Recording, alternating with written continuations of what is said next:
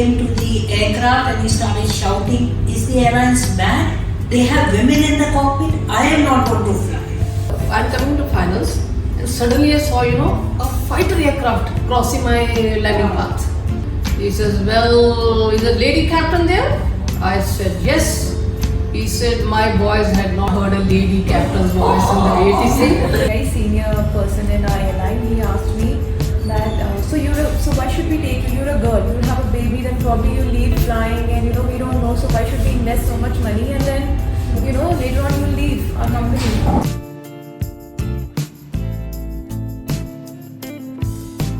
So this is like a gathering of pilots and ex-pilots. So I think I am the only one here for people who may be non-pilots. No,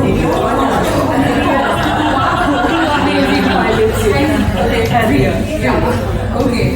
Oh, I am happy. Now so relieved. Because not only non-pilot, afraid of flying also. I have this lady who is not only non-fly, but she's so petrified. Now we will three get together and give her bumps in the air. Thanks to the nature now. The book from Saris to Sides and the cover. That was the first thing. These two things that they attracted me. I was standing right here and I was talking to a guest, and I had one of my people walk up to me and just asked me that, "Ma'am, you can't like which category?" So I just gave a glance and I'm like, "Okay, just keep it in. What's in it?" I just take a look and I'm like, "Wow." I feel that this book is more about adventure, and because flying and being in the skies, you are closer to the vagaries of nature than anyone else. There is the turbulence, the clouds, and the weather keeps changing. I mean, you are closer to thunders. But also, this book is about some other kinds of adventures. See, being a woman and being a pilot is double adventure. It's not just the thunders of the skies that you have to go through to get there. It's a lot of other thunder and turbulences that come your way, and you have to get through them to be there. When I read each story, beginning from 1935 to now, this is what I realized. Thank you, Shruti, for appreciating the book, the cover. Yes, it's a book which actually, the title itself is very strong. Even today, as late as 90s, we have Captain Anila sitting, and if you open the book, you will, when you read about Captain Anila, in 1991, a passenger got offloaded seeing a woman in the cockpit. And he came to the aircraft and he started shouting, "Is the airlines bad? They have women in the cockpit. I am not going to fly." She felt, I will not convince him. He was an elderly gentleman. She said, "I will leave it to his decision." She took the delay on herself, got the passenger offloaded and the baggage offloaded. The flight took off, safely landed in Delhi. Okay. You just said that you are blessed that you became a pilot. In fact, the world is blessed that Manisha Puri became a pilot, because a woman doing something, going out there and doing anything is an inspiration in itself, and plus you have gone and you've taken a step ahead and you've written about it, and you profiled so many inspirations, not just pilots and women, their inspirations. Womanhood as such is used interchangeably with fragile, with delicate, less, weaker. People don't even realize when they're doing this. A few years ago, I read this article in New York Times. It said it was about phones, then how phones are designed, most of the smartphones, they're designed for men. If you hold the phone, if you want to reach out with your thumb to the other end, it's not possible for a woman as much as it is for a man. Usually because men have bigger hands. So I would just like to, we would all might want to know how is it entering a career which is known for to be dominated by men. It was a male-dominated career, as we commonly call it. Any experience as such where you felt, oh my God, this is designed for a man? Yes, actually when we started flying in the flight school, and I'm sure Captain Anila will agree with me, those years, they were 80s, early 80s, I'm talking of 83, 84, they started and I started flying in 86. Even those small aircrafts like those little ones which you see, the yellow colored Cessnas and Pushbucks were there, the guys would think, how will they handle this aircraft? It was okay to, with the instructor sitting and going, but they may have engine failure, there may be other problem. These women will never be able to handle. So they used to always discourage us. Now when these discouragement would come, and I would wonder how a guy can handle 64 tons. Not possible. Humanly impossible. We used to go to our instructors. And I remember what my instructor told me till today. He said, if you don't have the brains, yes, it is tough to handle. So you don't need the muscles, you need this. This reminds me of a book that it's more like a booklet, because it's a letter that Ngozi Adichie, she wrote to her sister who had asked her that I have a daughter, give me suggestions about how to raise her as a feminist. And there, in one of the suggestions, she has said that tell her not to think of herself as a man or a woman. Yeah, tell her to think of herself and take any comment that comes by as meant for an individual, not as a man or a woman. So there is a Captain David in right at the beginning of her career. There, you say that when you talk to him, talk back about the smoking thing. So for anyone who is not read the book, so there is this little instance where she was a co-pilot and she was just starting her career at that time, and there was a Captain David who was a senior, and he was a chain smoker. He was smoked inside the cockpit. Yeah, she was not able to concentrate much, and then he tells her that if you're not able to do your job properly, please step out or something like that. And she got back to him saying that if you would stop smoking, then I would be able to do my job properly. I did not know what chain smoking meant at that time because nobody in my family smoked. I didn't know. And this is on an aircraft Boeing. And Boeing has a small cockpit, cramped. How long was Captain David in the service before when this conversation happened? The next day, within the next 24 hours, it was said. Yeah, it was you were famous as that girl. New girl who spoke up. Yeah. So in all these years, nobody spoke up, Yes. and everyone was able to concentrate with the smoke around. And what were the memory? I'm just like because it Yes. was During those initial years, not so much now, women had to perform more than 100%. A guy could be turning in average and they would say, oh, don't worry, you will learn. But when you are given an instructor for your training, then you can't change the instructor, especially as a woman.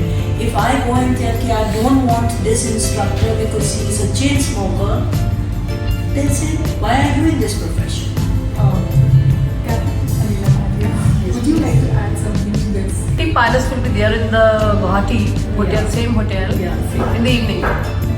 So these 50 will travel back and they will tell another 50.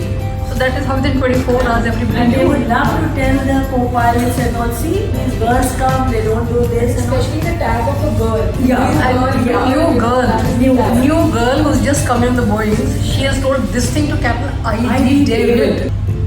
What speed she was coming in, we don't know. But she's the fastest, the most speed she took the aircraft into Delhi from New York. So, every record women have broken. They have handled all emergencies.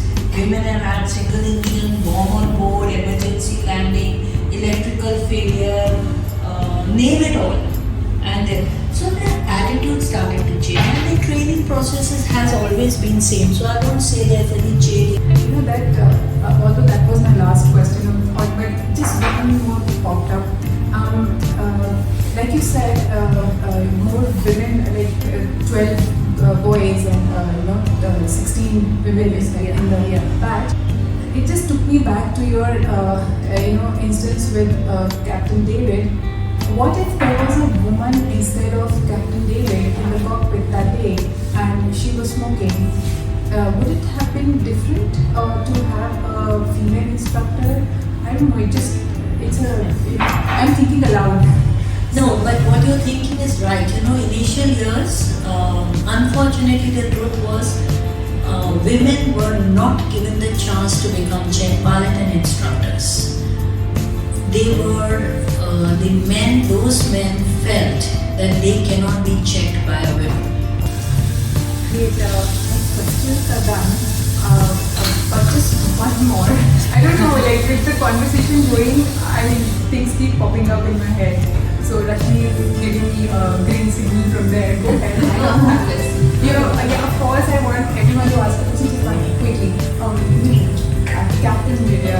So I would just, Manisha has written this book. These days, I think the time span also has reduced. You write books faster than you did earlier. How about you? If you write a book, is it going to have these kind of adventures mentioned in the book? I just want to understand that although we think that it has evolved, we have come far from where from 1925 when Captain Vikrant, she started in a sari, but yet the thunders that I was talking about, the turbulences and all, would they be there in your book also? So first of all, before Captain Manisha wrote this book, I did not realize that as pilots, because we're so technically involved all the time with machines and with our simulator training and everything. I didn't know that we could be so creative. I have actually, when I gave my interview for Air India, I was 19 years old. This is 2010.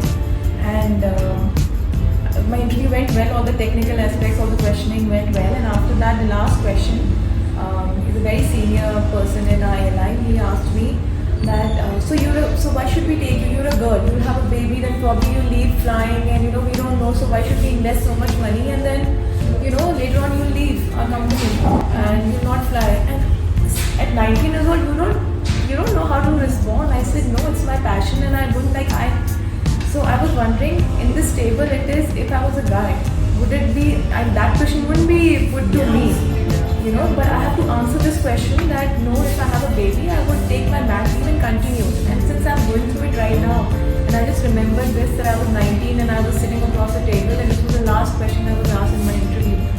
So I think my book would start from this chapter. Since we have 3 pilots here, if each of you could tell us one really adventurous story from your lives. We are climbing through 10,000 and all, and if there is thunder and lightning, come to the cockpit. We have beautiful 5 windows, and those lightning, when they come near your windows, they are like disco lights. I had the director of flight safety call me, because already the message had reached the parliament that captain has got the aircraft back. So he's telling me, what happened? Why have you come back? I said, sir, the engineer is attending. There are, he's got everything on the print, so please ask him. And so he said, no, you have to go back. These guys have to attend a meeting. While the aircraft performance we were able to handle so beautifully, we had a beautiful touchdown in Delhi, both engines misbehaving in weather, and we calmly got the aircraft down. But after landing, I had to answer why these guys are not being taken to Hyderabad. So he said, you could have gone with the autopilot. I said, sir, my decision. Okay, I can choose one of the incidents which happened early 1987. And those days, I think I'm loud enough for you all. Okay, we have a flight, Delhi to Afghanistan. But by that time, Afghanistan was totally taken over by Russian occupation was there. And now, in Afghanistan that time, only one country used to operate the flight there. Nobody else operated. Everybody had banned Afghanistan flights, and flight was only via Delhi. And Delhi, Kabul flight used to be full of diplomats, international, UN, UNESCO, all the aids, and Red Cross also. And a lot of patients used to come from there, and a lot of medicines and everything used to go from Kabul, because Kabul had only one air connection with India. Anyway, one of those flights, it was a very interesting thing. By that time, Russia, the Taliban were also there, and there was one terrorist by the name of Mustable. He had got the Stinger missiles. Stinger missiles are, just to let you know briefly, are intelligence input, because whenever these things happen, the country's intelligence inputs come to the airline, and then airline guides the pilots that this is all the challenges you may face in Afghanistan. So we had the information that the Taliban Mustable faction, they have got Stinger missiles, and Stinger missile is the heat-seeking missiles. Now heat-seeking missile means whenever it locks onto any thing which is got higher temperature, it will just lock and it will not leave it till it hits it. So that is the aircraft exhaust. They will target the aircraft, once it locks behind the aircraft engines, it will just lock and continue and it will hit the target. That is what the Stinger missile is. So we took off from here, Captain Podwal, Ashok Podwal and myself. And I was a co-pilot at that time. And we were getting into Afghanistan, and the procedure over there was to avoid the heat-seeking missiles. Stinger missiles can go only to 20,000 feet and not beyond that. So the procedure was come over to Kabul airport, and you have to descend in circle over there. And 5 nautical miles area around Kabul airport was free of the Stinger missiles. The reason is that Russian helicopters used to fly under the wings of the airplane. And they used to, in case the Stinger missile comes also, they will hit the helicopter and not the aircraft, civil aircraft. That is what the procedure was. So at 20,000 feet, we are descending like a spiral, and finally we are coming to finals for landing into Kabul airport. And suddenly, once the aircraft is on finals, nobody can cross its path. It's my landing right first. And ATC used to be so confusing. Russian RTC going there, Pashtun RT is going there, and English speaking RT is going there, and then Taliban are doing something else in the emergency frequencies. A lot of chaos used to be there. And I'm coming to finals, and suddenly I saw a fighter aircraft crossing my landing path. I just jumped. I called up the ATC. I said, there's a fighter which just crossed my aircraft, my landing path. And in the meantime I saw another one. And I said, there's one more. It is just crossed my landing path. I'm just 500 feet, and this aircraft are just crossing one by one.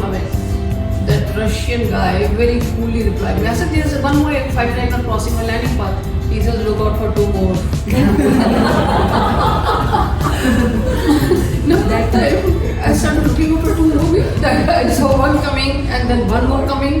Then 2 more means now 2 have come, and finally I went in and landed. After landing, your taxi instructions, I asked him, I said, how can an aircraft cross my landing path? I was that curt and that firm. I said, how can an aircraft cross my landing path? He says, well, is a lady captain there? I said, yes. He said, my boys had not heard a lady captain's voice in the ATC. They just wanted to have a closer look at you. And what she said is absolutely right. And in fact, even when Osama bin Laden was hiding in those hills in Afghanistan, we wanted to operate to Kabul. I wanted to do one flight. Yeah. And we were given instruction that no women pilots will be that sent. will also come later. Yeah, that came later. So I requested my GM. I said, sir, ek to bati. I want to go and see that hill where this guy's hiding, it's at the top of the town. Yeah. Talibans were there and Osama bin Laden, and we were, after crossing Pakistan it was fine. When you get into that Kabul area and all, you have these fighter planes going zigzag here and there, and the ATC tells you, look out yourself, there will be some high speed chaos. Total chaos. And sure enough, when they heard this lady, I was doing From Kabul airport, it's like it's surrounded by hills. What she's talking Yeah, about is yeah. hills all All around. around. And all these Talibans, all these factions, terrorists were sitting right on the top of the hills. Correct. And from there they used to fire. And we could see them, huh? By the way, we can see No, those. when you take out, And you can those see those black jeeps. robes and on the top Yeah. you could see them. And you know, they could be coming, you are landing and the jeep is crossing you. We were used to that. We knew we have to brake or get into heaven after the cockpit. You know, but we all did it. We all It's a did it. hilarious incident, but there are many more. Sometime other when whenever we meet, we will talk.